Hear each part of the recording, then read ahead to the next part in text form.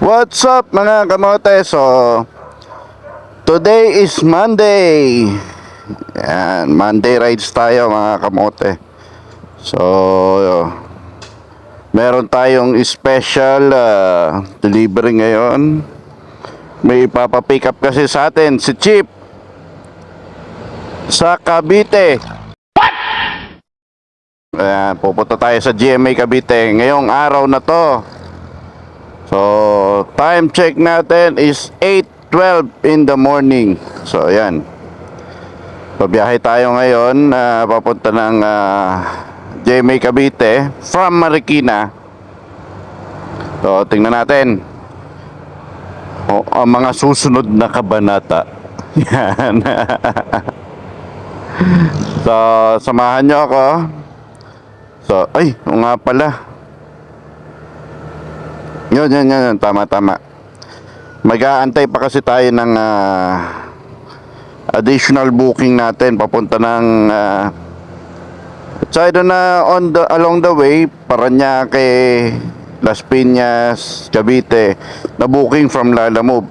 Kaso nga lang, unfortunately, yan, walang pumapasok na booking. Anyari sa'yo, Lalamove? Huwag kayo iiyak. Kung kailangan ka, wala ka. Yan. So tara mga kamote, samahan nyo ako sa rides na to at magkita-kita tayo doon sa ating pick up point. Okay, let's go.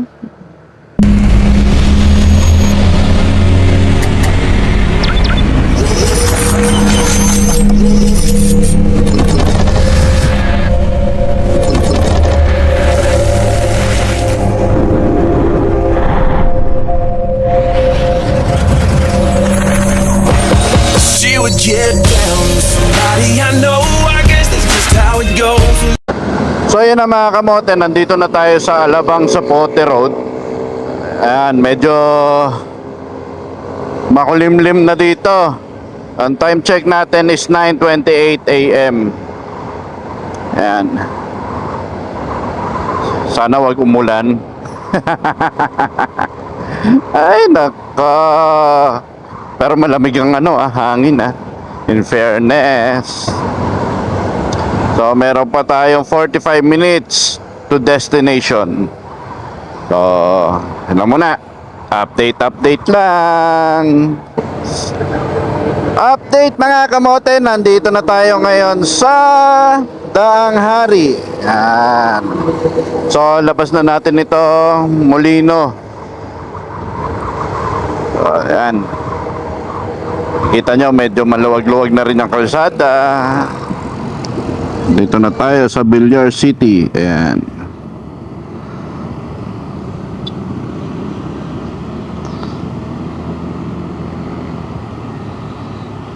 Villar Avenue.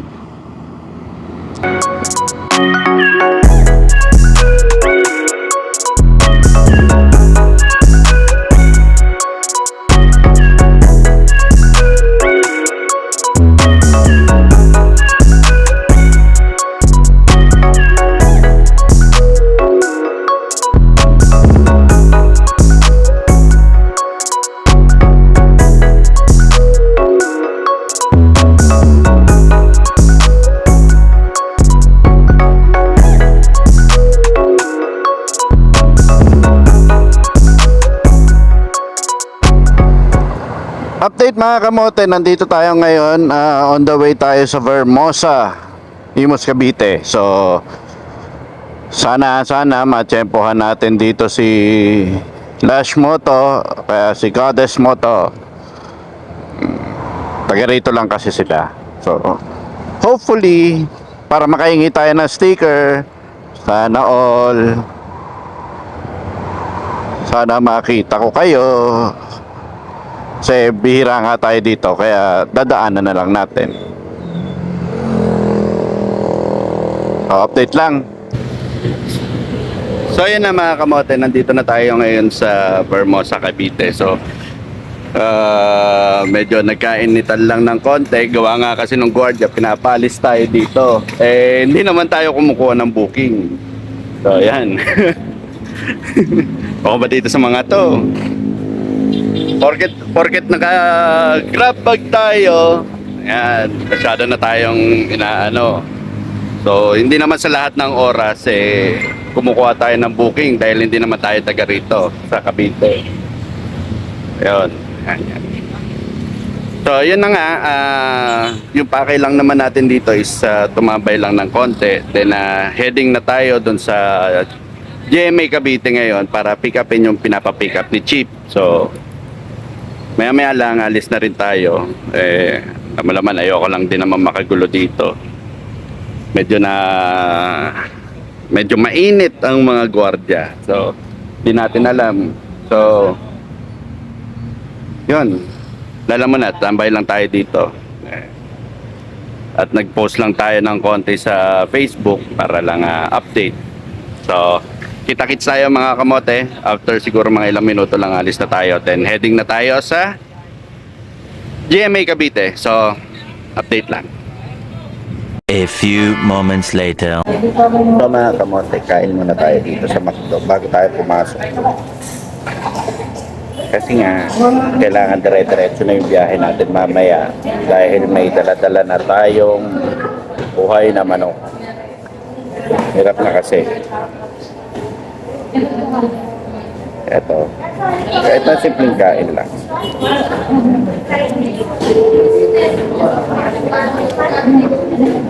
Burger fries. Ganda.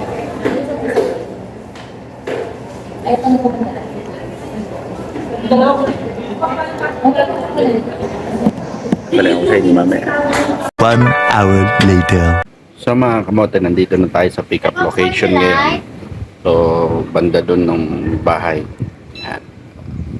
So, inaantay na lang natin siya kasi ang usapan 12 o'clock. Oh, waiting lang tayo dito. So habang nag-aantay, inom lang sobra kasi init. Although nakatatapos lang natin kumain, parang kulang yung ano natin, ininom natin. Kaya bumili lang ulit tayo.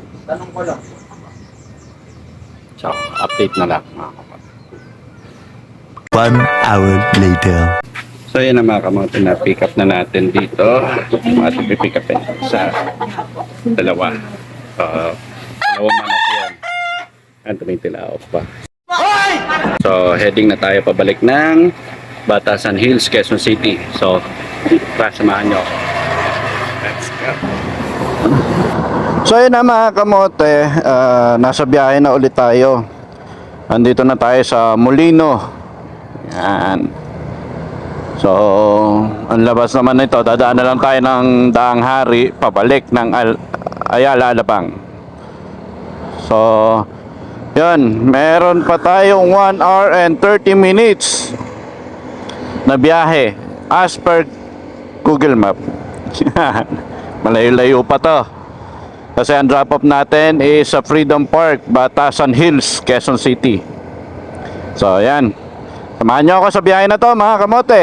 At kita-kita-kits na lang ulit tayo doon sa drop-off. Tara, let's go!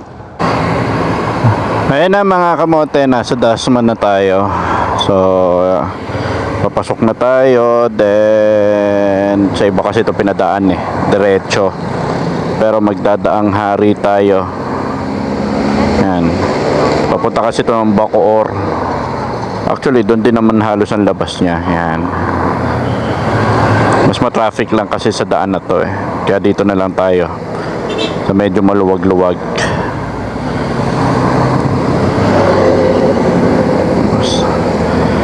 So tara, let's check lang tayo.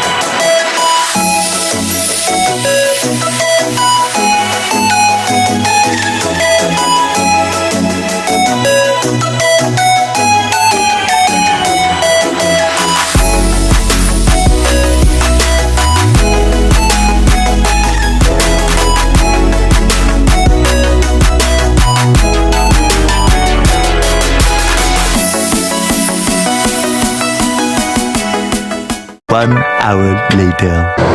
Update mga kamote. Time check 2:19 PM.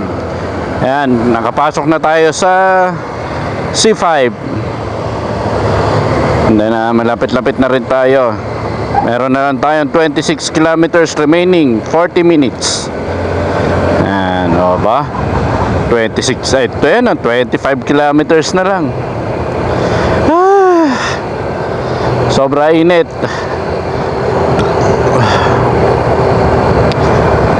Bali, umi-stop over lang din kasi tayo dahil para makainom.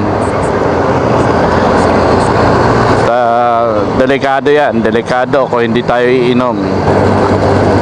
So baka ang daanan natin ito is Katipunan Avenue.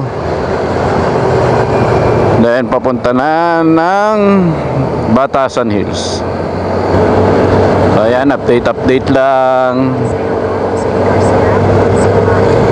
Ay, kawawa naman yung aking pasahero. Alog na sila.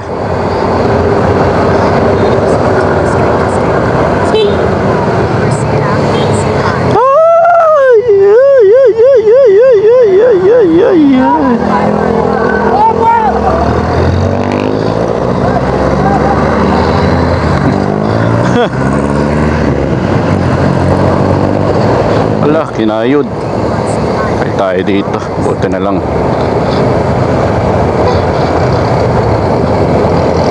Putput na kasi yung gulong natin sa harap eh. Kaya medyo ingat lang. Lalo na sa mga kinakayod na kalsadang ganito. Dahil talaga magwiwigil ako.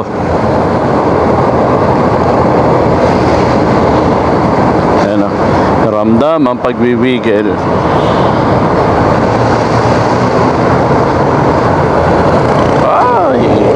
Ala, konting tiis pa. Alam ko, pagod na kayo nakahiga dyan. Alright mga kamote, so nandito na tayo sa Katipunan. Ayan, so palabas na tayo ng Commonwealth. Time check 2:54. So meron na lang tayong 5.1 kilometers. So estimated time of arrival natin is 3:04 PM. Ay, ayan na po. Lapit-lapit na rin tayo mga kamote. Ito na, Commonwealth na. So kailangan pagpasok dito diretso sa motorcycle lane para iwas huli.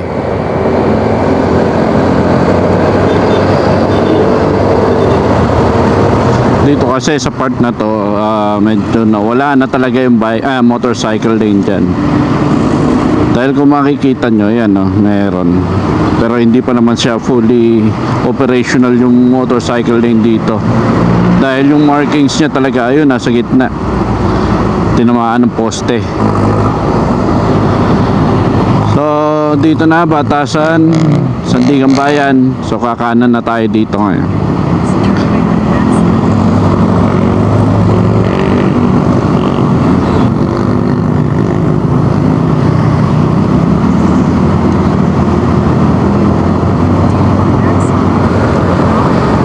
Time check 3:02. So meron na lang tayong 2 minutes and 450 meters. Up, yeah. Nakarating din tayo mga kamote ng safe and sound.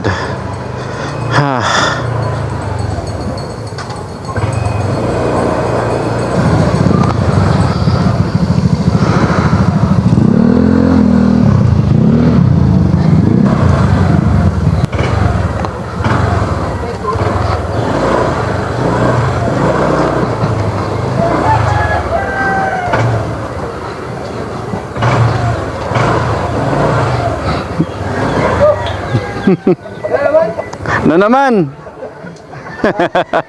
Matawag ako sa iyo eh. Ano tawag ha? Nandun yung para ko. Dami naman na kaya. Dalawa na naman. Ay, yung dala ko.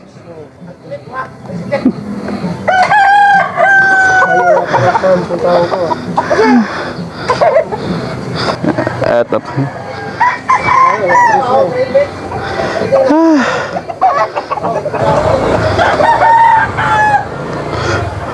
Boss, tunaka. Salamat.